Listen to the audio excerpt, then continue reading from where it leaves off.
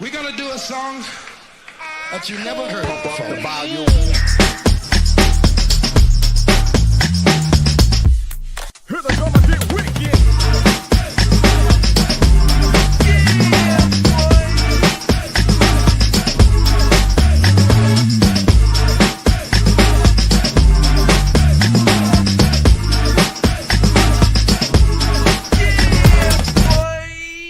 Here we go again. Hey, Kennedy, my brother from another mother. What's good? Hey, yo, man, let me ask you this though, bro. Have you heard that new Quavo song, Trance? Nah. Okay, so listen, pretty cool song, but more than anything, you know the thing that really tripped me out about it is that it is a Pharrell beat though, bro. And I just thought about that. I say, yo, I know that with the Clips album and everything, right? Like I haven't seen Pharrell as active Mm-hmm. with hip hop in quite some time though, man. So I had this conversation with Phil from the Rap Review Room because I was wondering if how his stuff would sound producing a whole album. But then outside of that, I would wonder like what does the modern Pharrell hit would sound like though, right? Yeah. And I think that one thing that was pretty cool about it though, man, is that I listened to he's had a couple of them though, right? He got this one that came out. He had the one with Lil Baby. And these kind of all fit within the same field. And then of course he had the couple of Ti joints as well, though, man. The first Ti that came out was the banger. I think that the other one was the Mr. Him is the one. Mm-hmm. And that it's funny though, bro, because I was like, yo, I said I dig this um not polished, but this modern Pharrell sound though, bro. Like these beats don't necessarily sound like the beats that were on the Clips album, but it kind of feels like it, but it kind of don't. So yeah, no, bro. I was just like I saw it popped up. I was listening to it before we hopped on. I was like, yo, okay, for Pharrell is out here whipping up some stuff though, bro. Boy, cooking. That Pretty, boy pretty for real is powerful, man. cooking.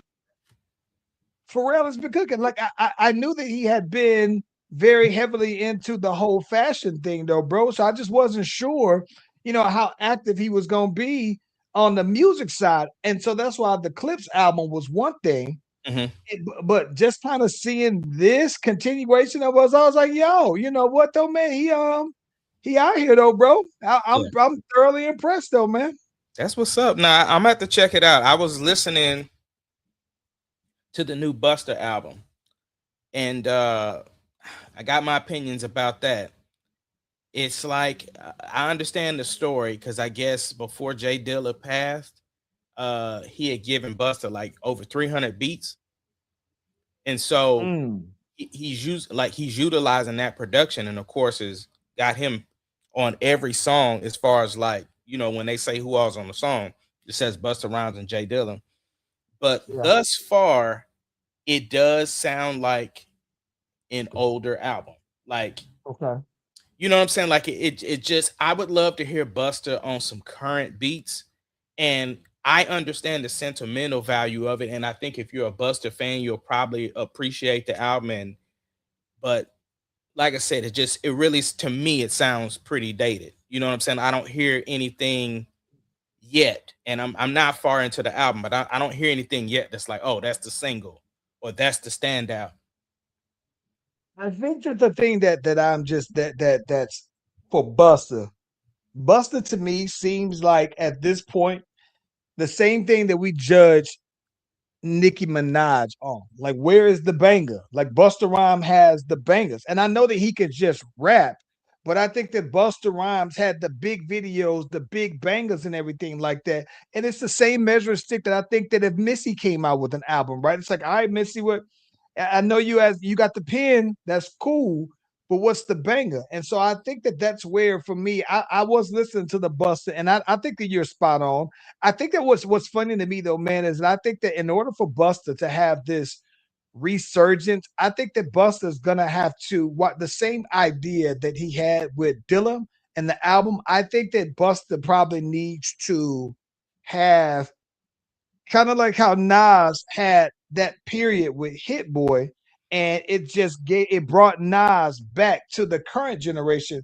I think that these new generation people, rappers, listeners, don't appreciate Busta the way that we do. But I think that he also, outside of the old stuff, I mean, Busta hasn't given them anything in the last 15 years, I think, outside of older stuff for him to for these new people to really be like, oh, he did this particular one though, man. It's like, I don't know, man.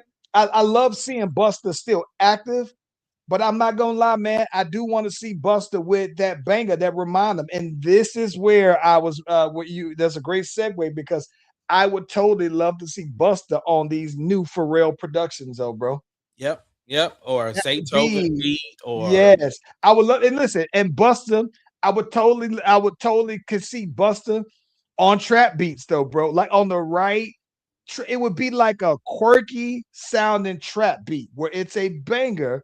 The drums would go. I think that there's a couple people, not a lot of those people that I think that got these uh that they're not necessarily sample but soulful sound and trap. I think Buster would kill it. And I think that it's just I think for Buster to resonate with this, it doesn't mean that he got to sound like everybody else, but I think that it's, I it's would love almost to see him. it's almost how Mhm. we talked about Ti still rapping like Ti, but he was on some Yes. current sounding tracks. I mean, Yes. that's just what it is. And like you Yes. said, if you said soulful sounding trap, then that's Zaytoven all day. I would love to see Buster on something like Zaytoven, something like 808 Mafia. I would love to see him on the boy Turbo.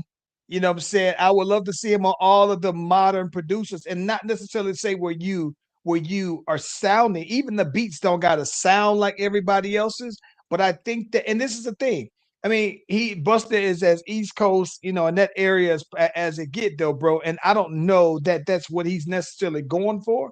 But I realistically think that the same way how Ti came back and his production sounded today, I think Buster could have the same resurgence though. Yeah.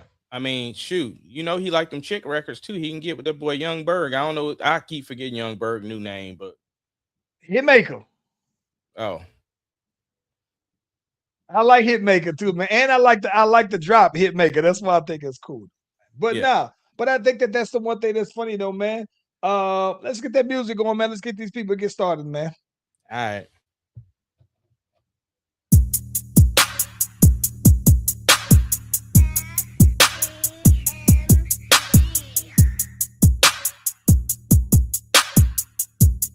It doesn't matter what your name is. Slash Brothers Podcast, the greatest podcast of all time. The Slash Brothers Podcast, the greatest podcast. If you of all time. smell what the rock.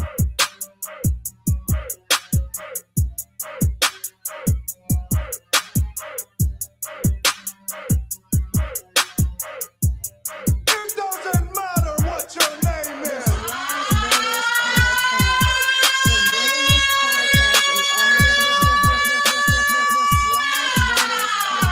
Podcast, the greatest podcast of all time.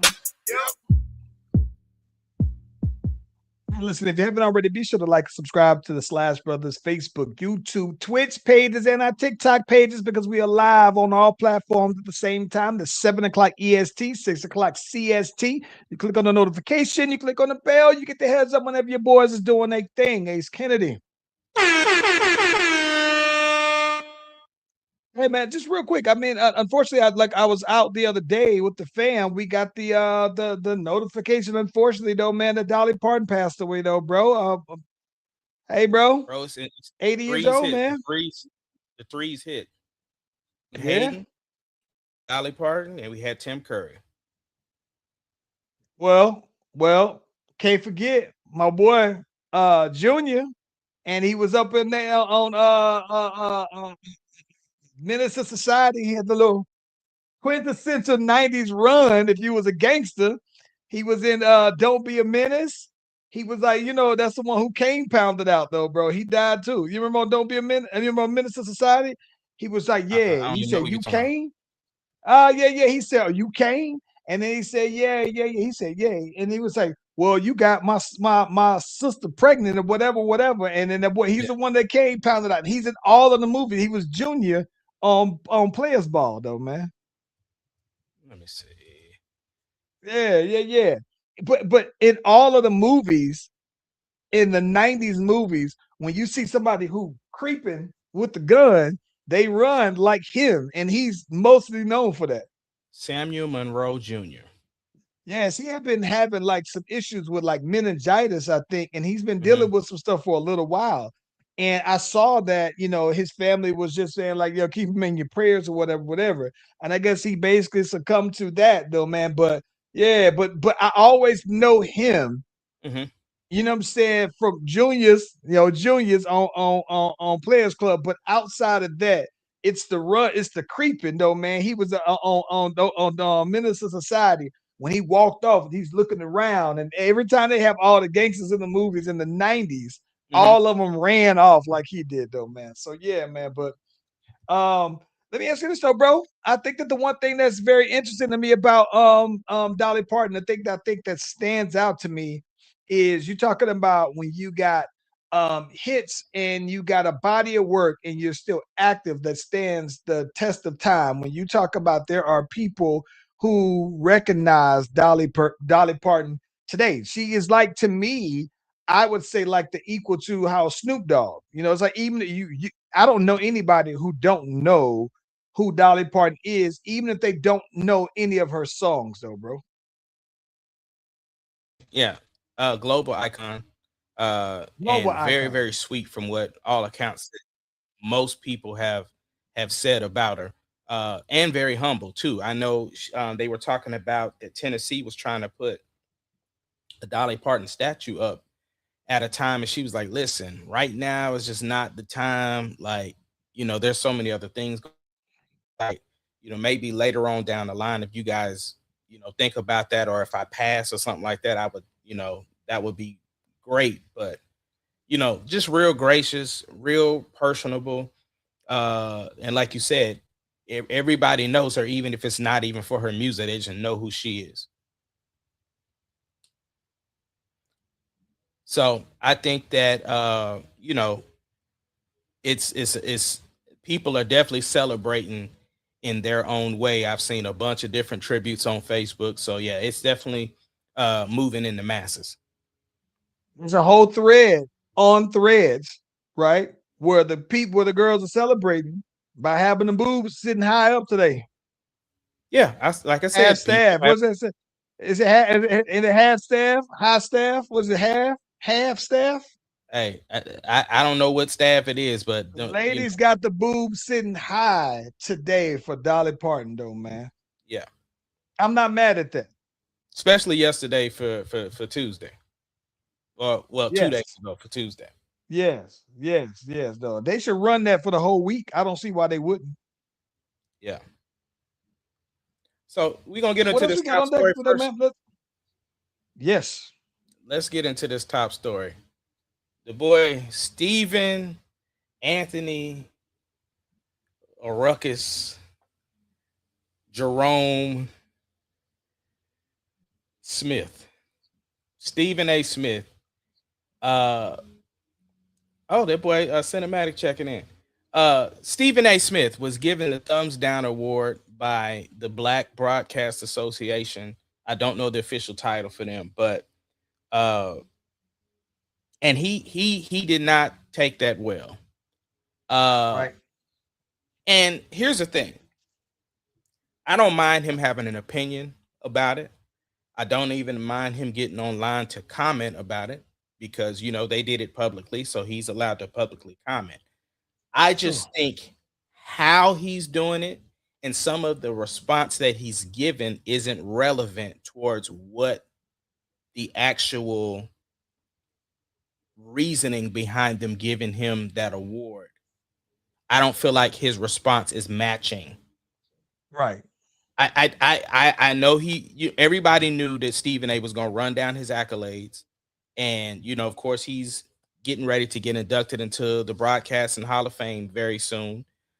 There's a lot of different things, but I don't think Stephen A is listening to the crux of what everybody is focused in on. And what I also don't think was cool was who he went to have the conversation about his displeasure of them giving him the award. It doesn't help his case at all. But you've been hearing all the stories. You've been hearing everybody talk about it. What do you think about this whole Stephen A getting the thumbs down award? What is your take? And we can get into So they were giving him a thumbs down award because of his over the last little while, his opinions, his outtakes, him talking basically just in a very disparaging way, mainly about black women. Right. Mhm. That's the primary reason. Now, Stephen A is a member of them. The one thing I can appreciate is he didn't just go out there and just say, I'm done with y'all or whatever. He did stress the importance of an appreciation of it, though, right? But I think that this is the part where I think that he is completely missing on it, right? So for one, right, you got all the smoke now with them, right? And they did reach out to him and they did say, from my understanding, that they offered the opportunity to have a formal sit down with them, formal conversation or whatever. But I think that the part that gives me the most, though, right, is that you didn't have that kind of smoke when the 45 was calling you all kind of low IQ and all kinds of. It took him basically almost calling you smut in order for you to basically say something to him. But for these black women and for this black association, you go at it immediately, right?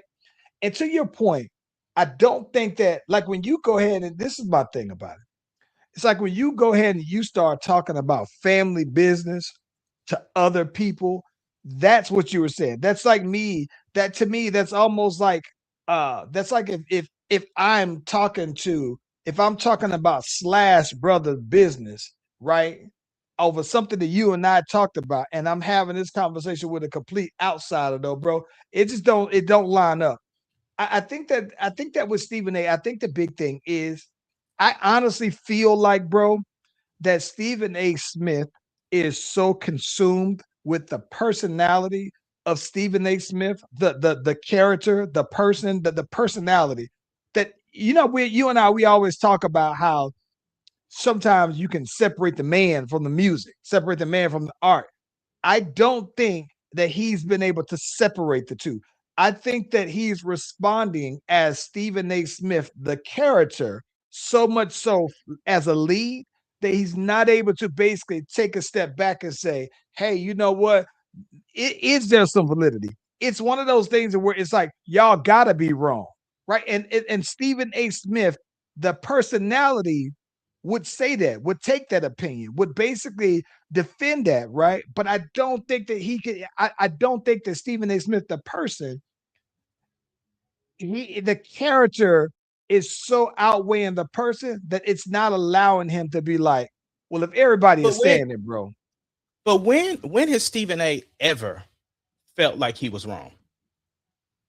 That's a good point. That is a good point. Okay. I've heard Stephen A. Smith recently, as recently as 2 months ago, maybe. And I know you don't watch First Take as often, as these days, but he did apologize and say that he was wrong about his critiques of Kyrie Irving. He went out there and said, "No, I had an opportunity to meet with Hold on, Kyrie 'cause Irving's parents." you broke up. I don't know who you said. Oh, okay, I'm sorry. Kyrie Irving, he went out a couple of months ago.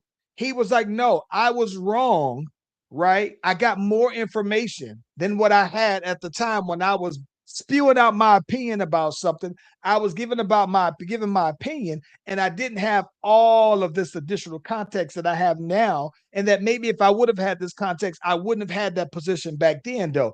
But he apologized then. I think that he also and I was going to say Jaylen Brown, but I know that Kyrie, he apologized in hindsight for his original takes on Kyrie, given the new information, which I thought I can definitely commend him on that, because that's the only time that I can think of. Yeah. for what he said. He's only taking blame for what he said because of lack of information. That's what I'm saying. He does a good job when he apologizes of still not quite taking accountability. And again, this is a different circumstance. I get it, but this is what I mean. Like when he apologized to Jasmine Crockett, right? He didn't apologize for anything that he said. What he apologized for was how it came across and how some of her adversaries were using the information. So he apologized for how it fed into their narrative, but he didn't really apologize for what he said or how he said it to Jasmine Crockett. And those are the type of apologies that I typically see Stephen A do. It's not like he like, listen, I was wrong, period. It's always I was wrong, but it's a caveat. You know the thing though, bro. There's nothing. The only thing that's worse than a backhanded compliment, where someone's complimenting you but slighting you at the same time, is the reverse of that. When someone's apologizing with the caveat, right? It's like it's not like I would respect when someone says, "Well, I'm sorry you feel that way." I would respect that more than someone saying, "Yeah, I'm sorry. However, I'm sorry, but usually I'm good on these. I'm sorry, but like, nah, I would rather someone tell me, hey, I'm sorry you feel that way. Cause I know people who hate that, right? Because they feel like that's not a real apology. I mhm. would rather that than for you to apologize and then you give me a caveat to your apology. It's like you're apologizing with an asterisk behind it. Yeah, and that's where I sit with him. It's like he cannot step away from himself to look at what they were saying because again, when he's talk what his response was like, I was raised by a bunch of black women. Okay, well then why they didn't teach you about how not to talk about black women then? Let me Because ask you this though: Do you think he's losing? Do you think this is the thing? We're not. This is gonna sound like a very like it's all like not to say he's a savior, but do you think he's losing either his black audience or increasingly losing the respect of his black audience fan base? 1000%. Like here's the thing. It's a catch 22, right? Because he is black, he is one of us, and he is very successful. He is one of the faces of ESPN. So you would like to think we would want to root for him. But when his voice doesn't sound like us anymore, that's what people have a problem with. Nobody is trying to tell him to go and lose his job on ESPN. But the problem is your platform is where you talk about the external stuff. So on your platform, you can be our voice. But a lot of times it don't sound like that. And like I said, when you were going on your rant about why you think they got the award wrong, you didn't go to any black networks. You didn't go have the conversation with Roland Martin. You didn't go have the conversation with All the Smoke. You didn't go to Ryan Clark and them, the You pivot. didn't go to Joe and Jada. You didn't go to on Michelle Obama show. You didn't go to the Breakfast Club. Joe Budden. You didn't go to Joe Budden. You didn't do any of the black media. You went straight to your white friends. And that's when people are just looking like, bruh, this is why we know you don't get it. Because this, like, I think. Listen, I agree with you. I think that part of the issue where I believe Stephen A. Smith is started losing at an increasing level his black fan base is when he started to enter politics. And that's a touchy thing because I think that to me, a lot of times it's black people, right? So it's like if you are going to get political and you are a face, right, to some people for black America, if you're one of those faces, then you open up yourself to be criticized on a very harsh level when your political ideologies don't seem to align necessarily with what the average black person might think. And it's fair that you might feel like, well, I'm an independent. I can think that way. Politics aside, you are a member of Black culture. And to me, that's first and foremost. Before Yeah, you but are a Black politician or a political thinker, it's culturally. That's what it's tough to see someone who we think is part of our culture speak in a manner that's not aligned with what we traditionally see culturally. yeah, but that part I'm not as upset about because I will shoot him some bail on just like you shot him some bail. He does a very good job before he says any of his political takes. He tells you over and over again where he stands, what he aligns with, and why he aligns with it. And I don't have a problem with him not so much like leaning towards the Democrats because he poops on the Republicans and the Democrats, and I'm okay with that because even though I vote most of the times towards Democrat, I do understand where I'm like, where does people's thought process align with mine, if that makes sense. But it's just one of those things that, like you said, it did change though once he got into that political lane, partly for how he comes at certain people. He doesn't quite feel like an ally anymore. Facts. Facts. I think that for me, I'm with you. I do feel like my thought process, my ideology politically is more so in the middle. And even Mhm. if I thought it's more red than blue at times, though, right? The structure of the political system, right? It's still it does I can't ignore the fact that even though I'm somewhere in the middle, I can't ignore the fact that most Republicans, they don't look like me, right? But Democrat wise, there's more a true representation of me there, right? So Mhm. I can but when you lose thought of that, right? But then you still are part of Black culture and you want to stand down and you want to be, you want to stand 10 toes down on Black culture, but then you go there. I think it'd be one thing, it doesn't feel like he is critical of Democrats and Republicans, but it just feels like a little different when he does it for Democrats, partially because he is going after a lot of the Black women that are involved. Jasmine Crockett specifically, though, it just seemed like he don't have that same venom when he's going at the Republicans, and I think that it's probably because, to me, I think that he still is trying to teeter and be on the safe spot. Right, But I but think here's he here's wants. There's a fan base that he is trying to gain and attract by him doing that, though. but here's the problem though. It's because this is a consistent theme throughout everything with Stephen A. Because Jamel Hill came at him because he says when these white anchors from the sports media world are coming at you, you don't clap back at them. Michelle Beadle, right? Beetle said she goes out of her way to make his life hell. Right. But Stephen A don't clap back at her, but like when Kerry Champion was going at him. And he Stephen A loves I, to. I think that he responded to Jamel Hill and Kerry Champion because he I think that he was more personal with them, and I think that I don't know his relationship with Michelle Beadle, but I think that for him, he's like, no, these were my friends.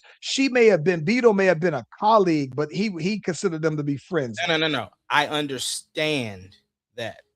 And I agree with you. Some people you just don't they can say what they want to say. Some people don't deserve a response. It's just the appearance though that when because again, you have now in the sports world, in the political world where they say when it comes to white people, you don't respond the same way. But if black people say something, then Yeah. you ready to bring out the artillery. So He yeah, proves him right. He proves everybody right who has that opinion about him, though, bro. yeah, He does nothing at all to help, though, bro. he Nothing. doesn't. And I again, I know he is a corporation, which is why because a lot of people is like, why him as an individual got the award? Because I think he's only like the fifth or sixth person who's gotten the award outside of corporations, but Yeah, his voice is that big.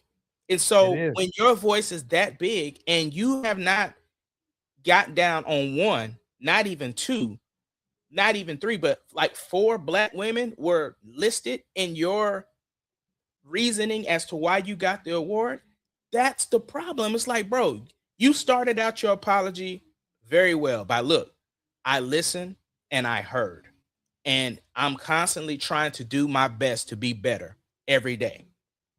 That was fine. And then to just say, I disagree with them giving me the award, and here's some reasons why. If he would have just, even if he would have just left it on just his podcast and left it alone, I probably would have been like, I get it. But when he Chris Hannity and whoever else that he went on, like the whole Fox team, what all when he went on the white broadcasters, then it was just like, bro, And listen, and this is the thing.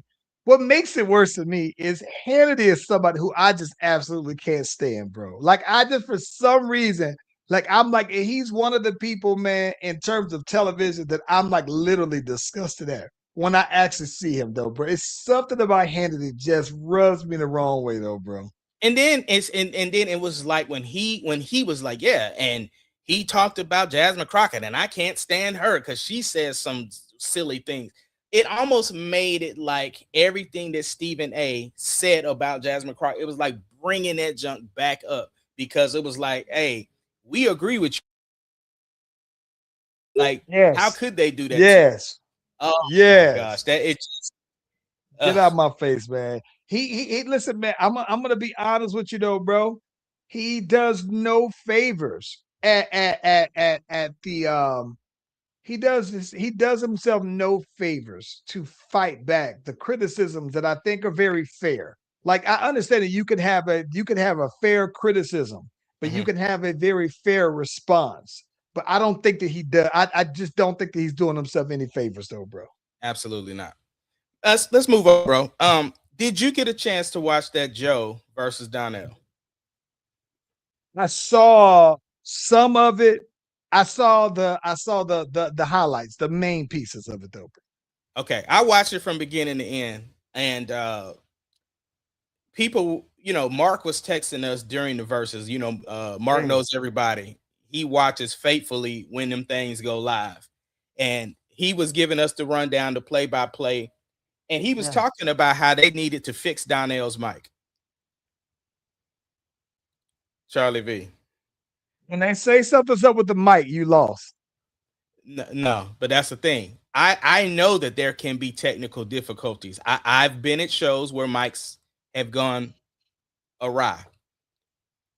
It wasn't the mic, bro. It wasn't the mic, huh? No, it wasn't. It wasn't the mic. It was Donnell. They just needed to fix his voice.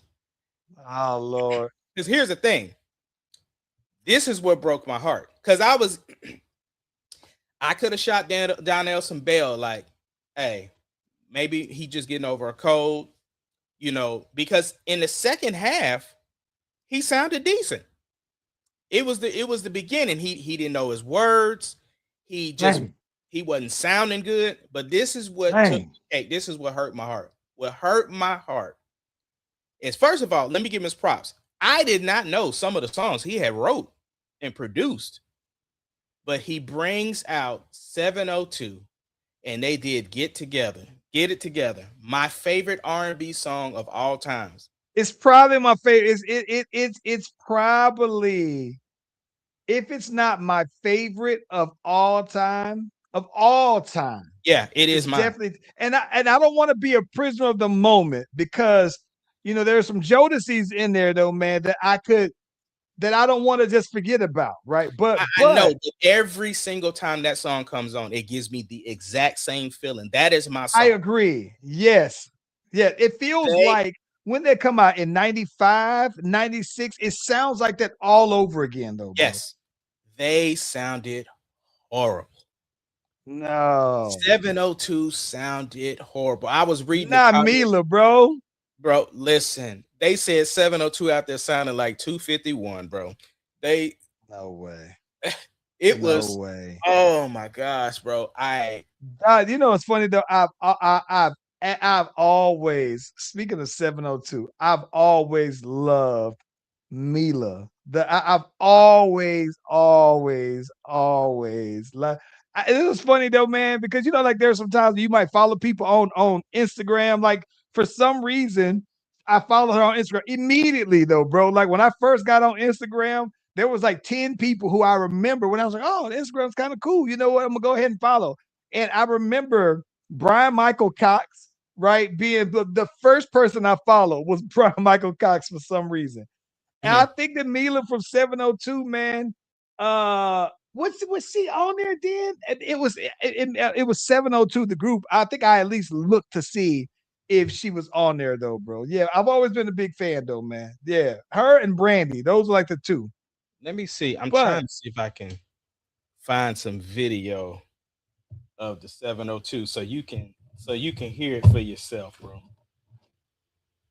no, I've always no man, 702, the Get It Together.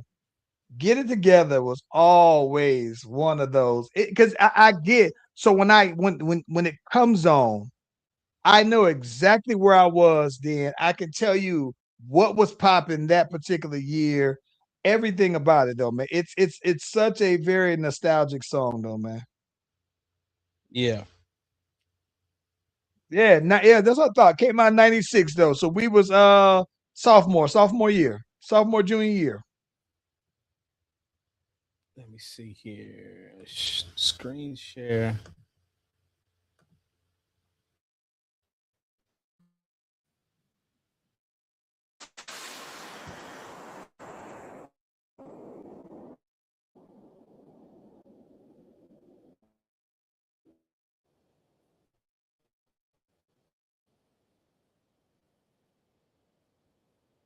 You don't know the pain that I feel.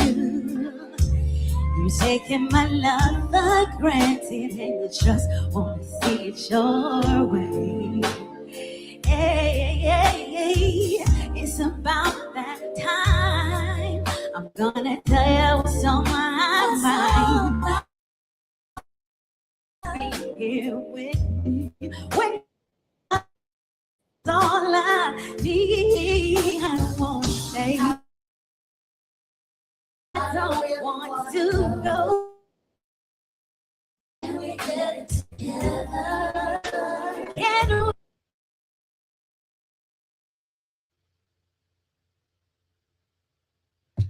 Listen, it ain't gonna get no. It actually gets it And gets listen, much so you know worse. what's crazy, bro? What's So up? let me tell you what's crazy. I've actually gone to a concert and saw them sing. I'm mad at that clip because I've gone to a concert. To see I went to a concert that was the ladies of R&B. It was Escape SWV and 702 was there singing this, of course, and some other songs. Maya was there. And I'm going to tell you this when I saw them sing, all of them in person sounded exactly how the record sound. No voiceover, especially SWV. But you had some background vocals, but lead vocals, and I heard them sing "Get It Together," and I know for sure that they can sing it well, bro. Because I I've heard I them. I know that they can too. Something was off. Something was off. Like I said, it outside, but the band though. Listen, his band was A1. Both of their bands was A1. But Joe was clearly in control. It almost Joe had the swag of Tank when Tank was versing Tyrese. He had that type of swag. I'm talking about Joe was out there. He was dancing and then had the ringer in the bag when he brought out 50. He knew when they did the theme song to Power, bro. It was over. It It was was over. over. Yeah. And then he was like, Donnell, he said, I got you. I'm about to make I'm a force you to pull your song out. Because he did a Fat Joe song or something like that. And then so it made him pull out the Big Pun song. He said, I knew you was gonna do it. Like and you had to do it. So it was just the gamesmanship. Now, don't get me wrong, them boys was straight R&B. Like the suit was sick. I love Donnell's suit. I loved his hat. I just wasn't quite feeling his voice, but because like songs that he should be singing, and then you point the mic out to the crowd. And here's the thing: the internet is undefeated. Because if you go and see the memes of people doing Donnell Jones, bro, you could just go down a rabbit hole because it's almost like when the turtleneck. It is the turtleneck of the verses, bro. Is people when he was singing you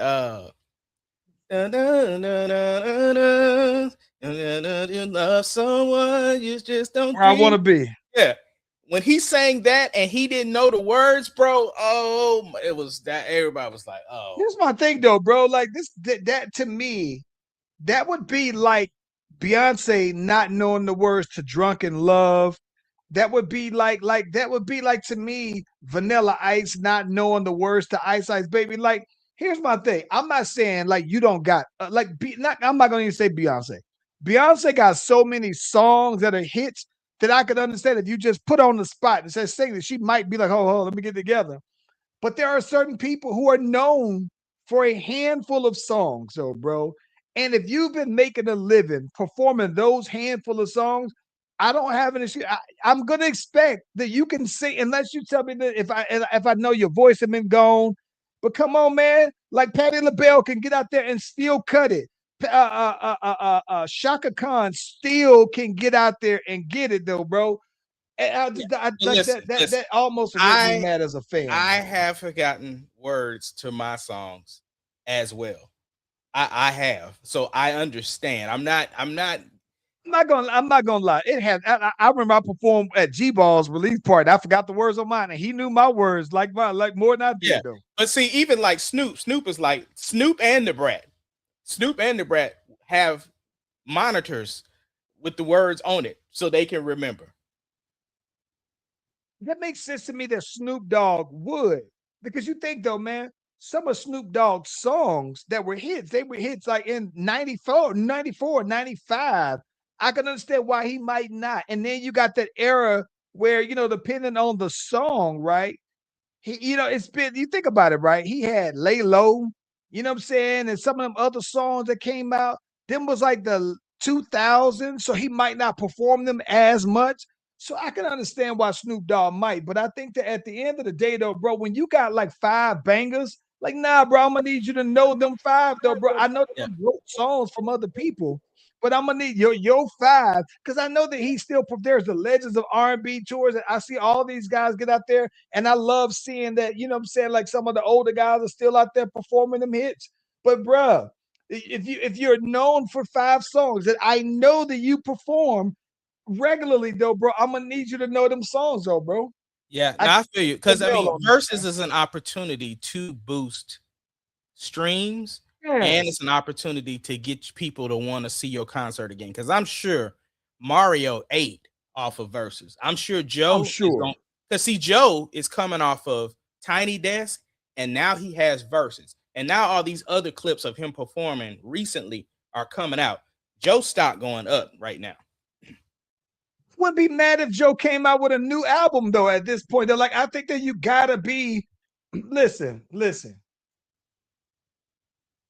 Okay, I think in R&B, writing down right now is the time.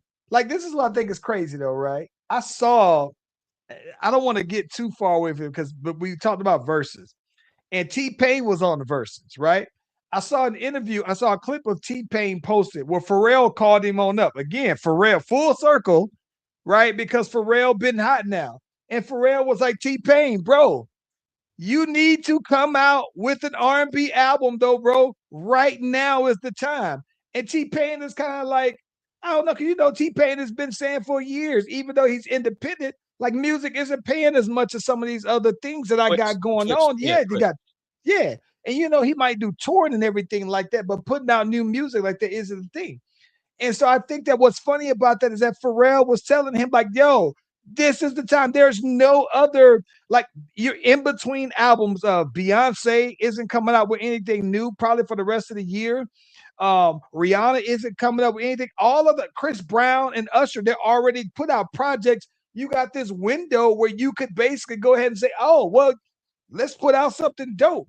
And I think that even with Joe now, I think that Joe, this will be a good time to where you put out, if you say, listen, I got the song of all songs, I'm putting it out right now. It's like now is the time for R&B though. But I don't think that for hip hop that window is as open for someone new. But I think that for it's like old heads, right? This is the year of old heads putting out music, and I think that if you're an old head, you gotta release music this year, though, bro. Yeah. What else But we no, got? but listen, I'm gonna be honest with you.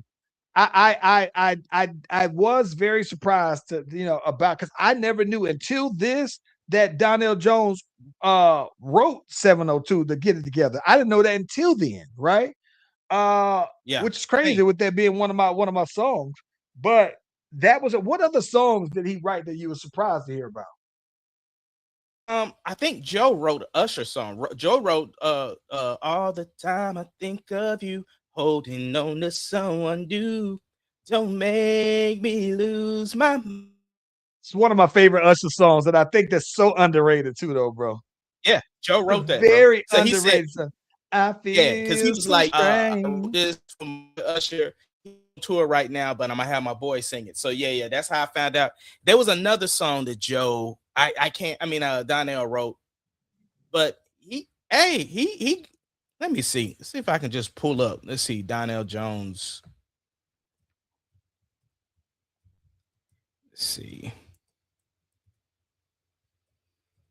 What songs? Okay. No, Donnell, Think of You was written by Donnell Jones, not Okay. Joe. Okay. Okay. Yeah. Think of Uh, You and then Get It Together. I think those were like the two big breakout hits that he wrote. Because they say him, Usher, and Faith wrote that. Okay. yeah. Listen, man. Well, see, I was listening to it while I was on Spark, so maybe that's why I got it mixed up on who did Okay, it. okay, Yeah. okay, Yeah. okay, okay, okay. Yeah, I think that the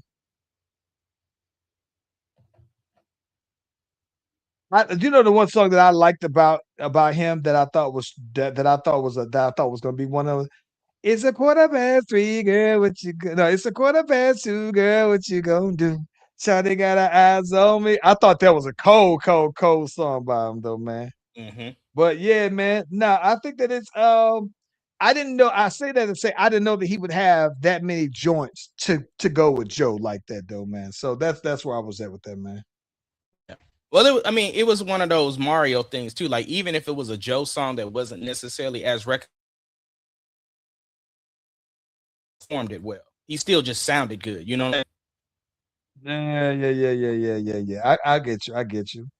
Hey, Yeah. man, listen. Let's talk about the WNBA because the last time we got on, we were talking about the WNBA and they had all this kind of controversy and this not noise, but they've been in the news now and we talked about it. Like a lot of times, man, we said at least I said that for the WNBA, with this being their first season after their big new contracts and renegotiations and everything like that, though, man. I'm gonna be honest with you, man. I think that for them, the publicity that's came along with this particular season was second to none, though, right?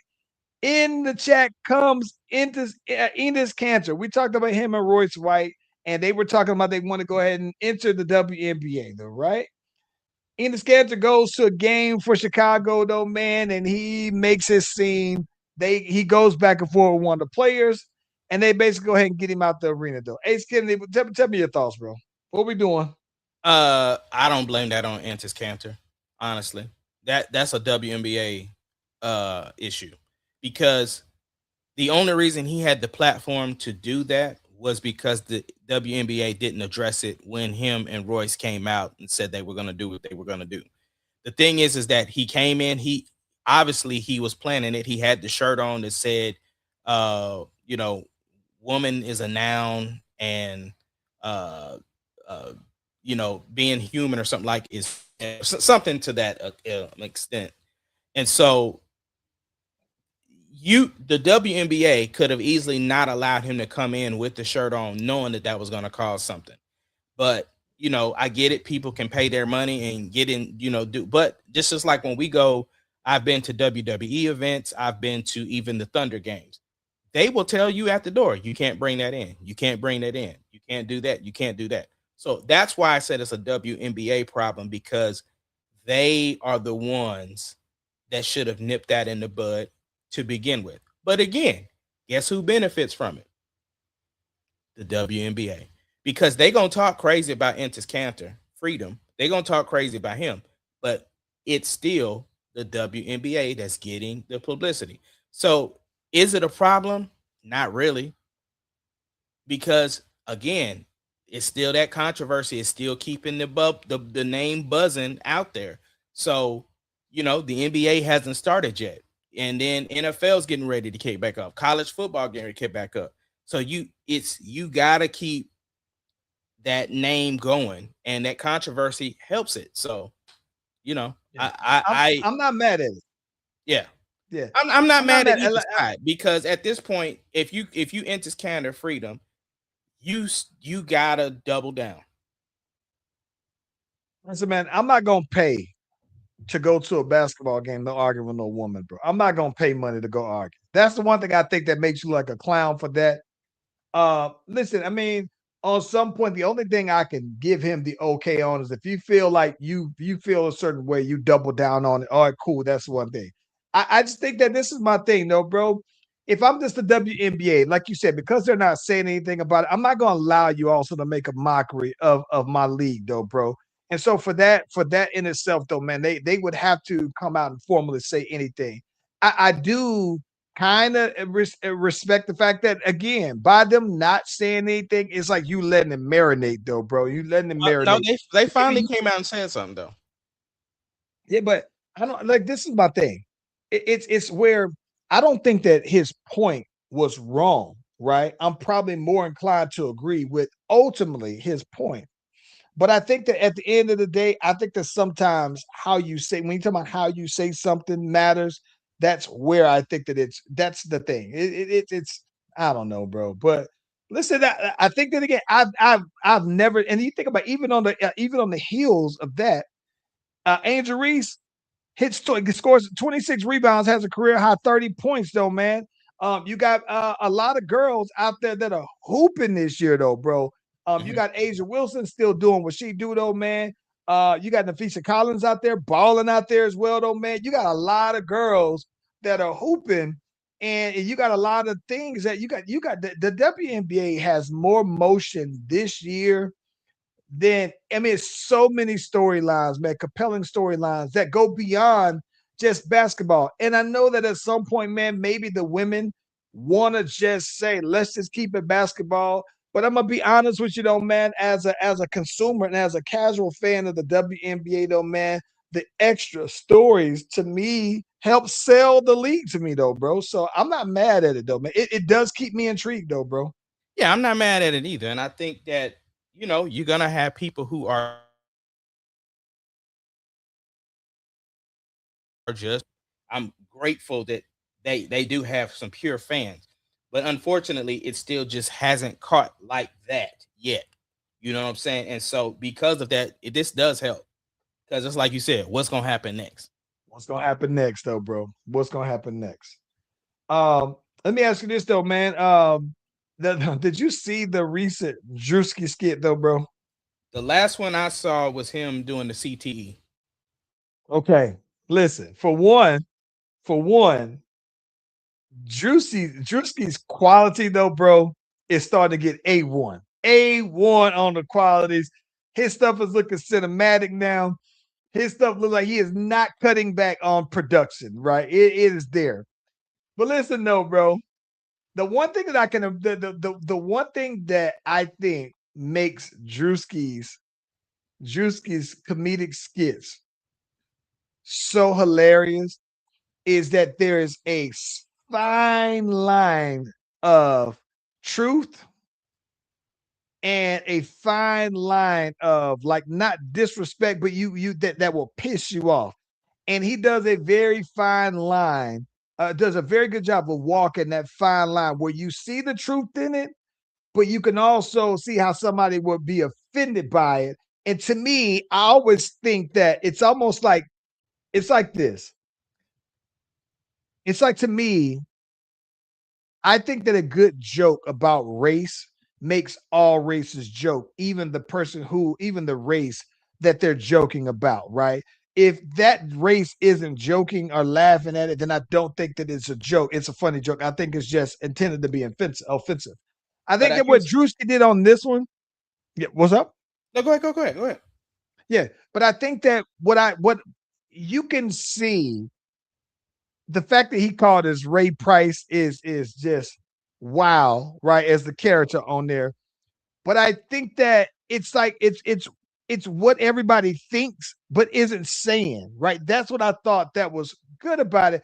But I can totally see how somebody would be offended by it, but they're offended by the truth though. And that's what makes Drewski skits good. It's like, yeah, you can be offended by it, but it's truth. I Here's the thing. What Druski does a good job of, he picks on everybody. Everybody. Equal opportunity get it, right? What it is that it's the one that's close to your heart that's gonna quote unquote offend you. It's almost like how people were getting on Tony Hinchcliffe, right? For some of the jokes that he says, not understanding that Tony Hinchcliffe comes at everybody, but you're not gonna get to see that because the one that bothers people, that particular community is talking about it. And so you haven't heard him get on everybody else. So it's the same thing with Druski. Like people were saying that he was coming after Charlie Clerk's his wife. And Yeah. it's just like he comes after everybody. So I just feel like it's sketch comedy to a whole new level and it's independently done. And I think that's what's brilliant.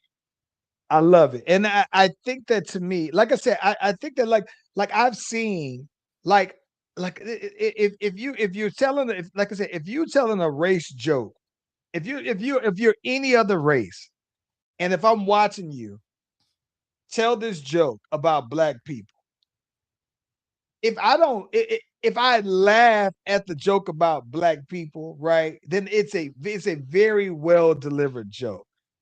I don't get offended easily about stuff like that. But I'm just saying if it lands, if it makes me laugh, it's a well landed joke. It's good though, bro.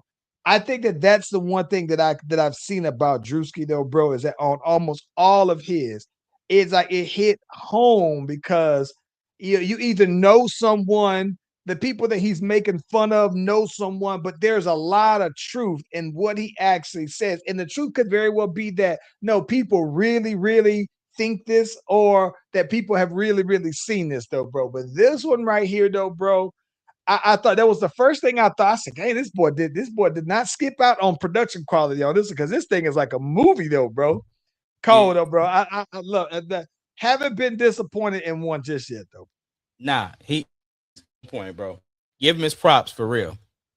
Yes. I remember when I used to first see Druski, I thought he was annoying, but then not like not annoying, but he it just wasn't for me yet. Now it's just like, he's that dude. Yeah. I agree with you, man. I have it's cool. I'm not gonna care. And I think that the one thing that's pretty cool though, man, is that seeing that we hoop at Briscoe Park and everything like that. There's a few guys that I'll see in his skits that hooped at Briscoe Park that got family at Briscoe Park. So I think that for me, it's still like a very local thing though, bro. That's what I think is real dope. It's good seeing some of the young boys out there, getting that look like that though, man. That's what I think is real cool though, man. Yeah. Yeah, man. What you got up for the week? For the Man, rest so of the you week. know what's funny though, bro?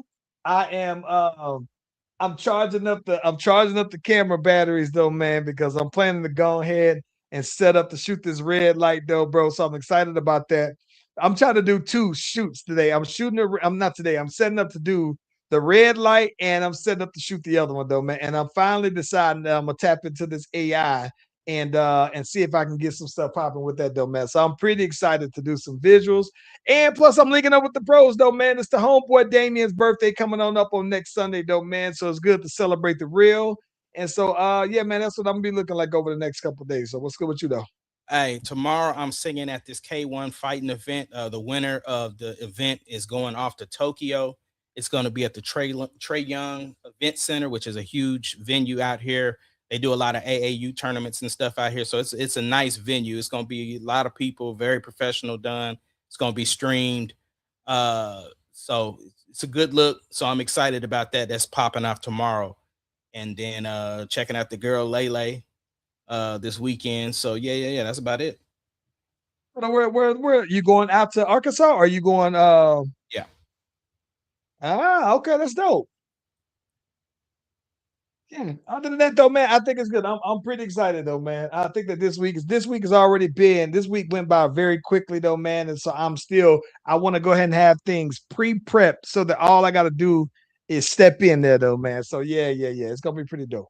That's what's up. Well, look, let's get these people out of here, man. Thank y'all for joining us from ATL to OKC. We are the Slash Brothers. We out.